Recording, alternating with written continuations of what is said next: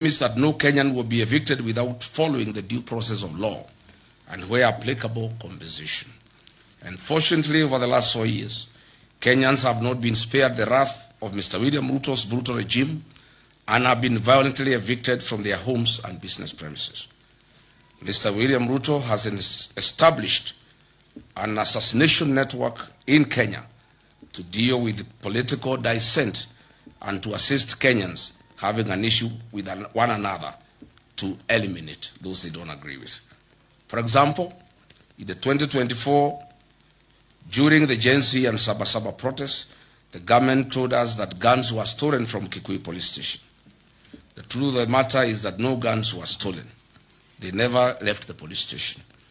Those guns were removed from the police records to be available to goons and rogue police officers to carry out illegal attacks and assassination of Kenyans. Look at the classic example of Dr. Victoria Mutiso, who was assassinated on 19th July 2026, and lawyer Matthew Chalo Bob on 9th September 2025 by senior police officers in a feud related to personal property. This heinous murder was planned and executed by police officers from Kikuyu police station.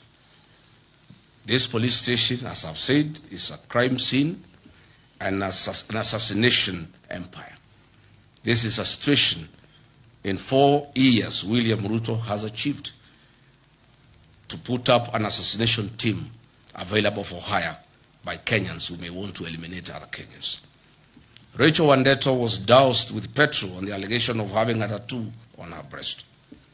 CS Kipchumba Murkomen IG Douglas Kaja visited her in hospital.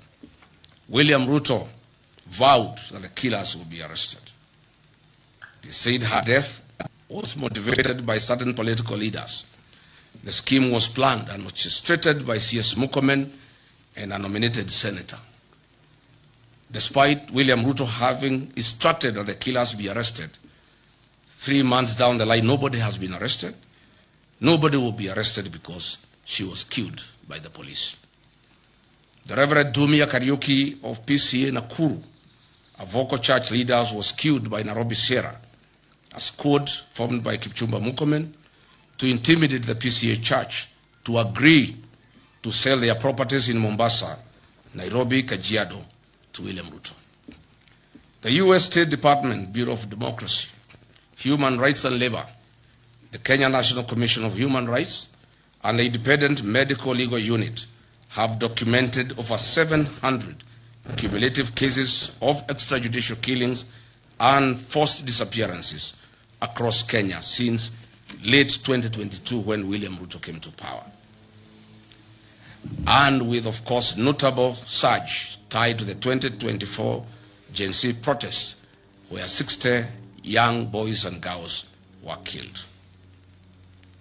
Mr. William Ruto, it is also important to note that alcohol and drug substance abuse is on a record high in the country. And the climax was when William Ruto appointed 2 known drug barons into his cabinet. William Ruto has therefore deliberately allowed the menace to grow in sections of the country that are not politically aligned to him. While serving as the country's deputy president, I ensured and chaired a multi-agency stakeholder meetings across country to exhaustively examine the root causes, extent, and impact of this growing disaster, with an aim of offering solutions.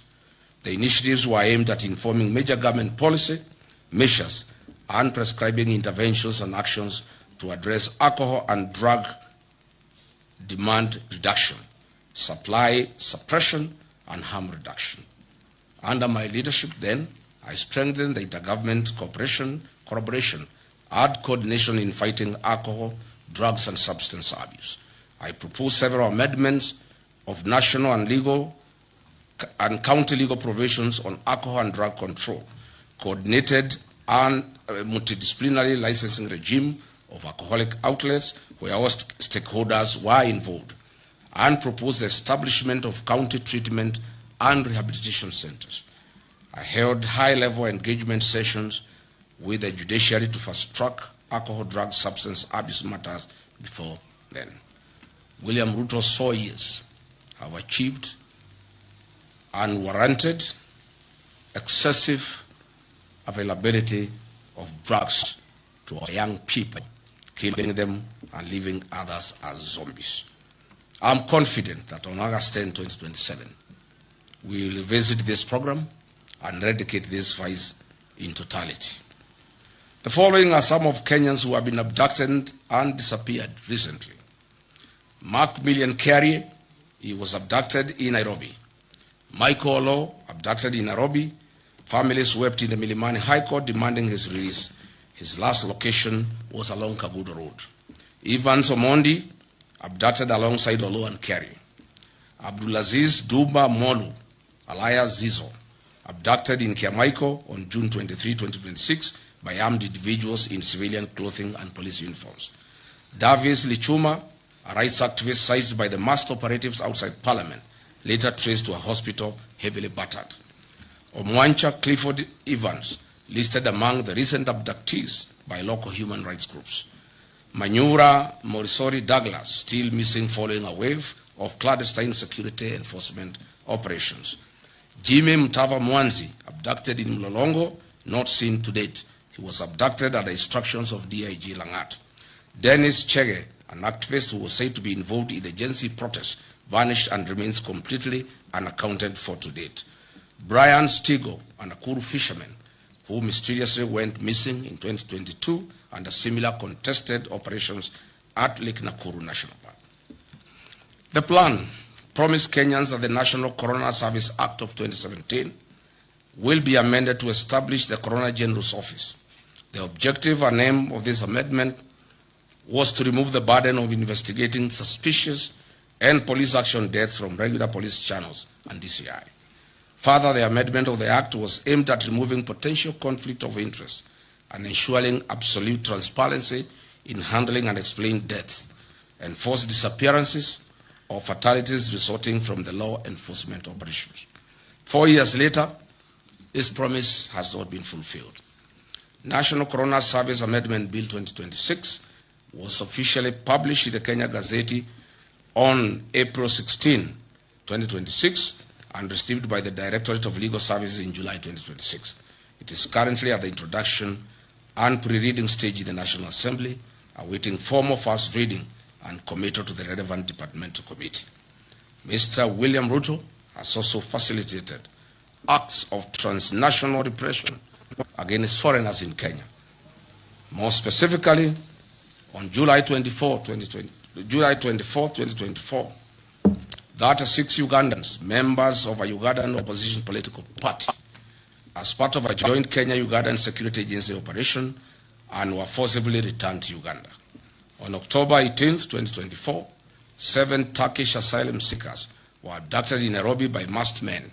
Kenya later confirmed it forcibly deported 4 of them to Turkey in a joint security operation, citing bilateral ties, drawing severe condemnation from the Office of the United Nations High Commissioner for Refugees and Human Rights.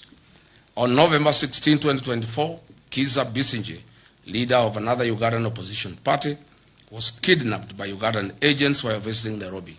Kenya government officials claimed they were unaware of the abduction, but the Ugandan authorities maintained it was a coordinated action between the two governments. Tanzania journalist and human rights activist Maria Sarangi was on Sunday, 12 January 2025, almost abducted here in Nairobi. Prominent Zimbabwean constitutional lawyer and human rights defender Brian Kagoro was detained and deported from Kenya on February 22, 2026. Intercepted by immigration and national intelligence officers at Jomo Kenyatta International Airport in Nairobi, he was held for over 10 hours and subsequently put on a flight back to Johannesburg, South Africa. In March 2026, 2 officials from the China Civil Engineering Construction Corporation were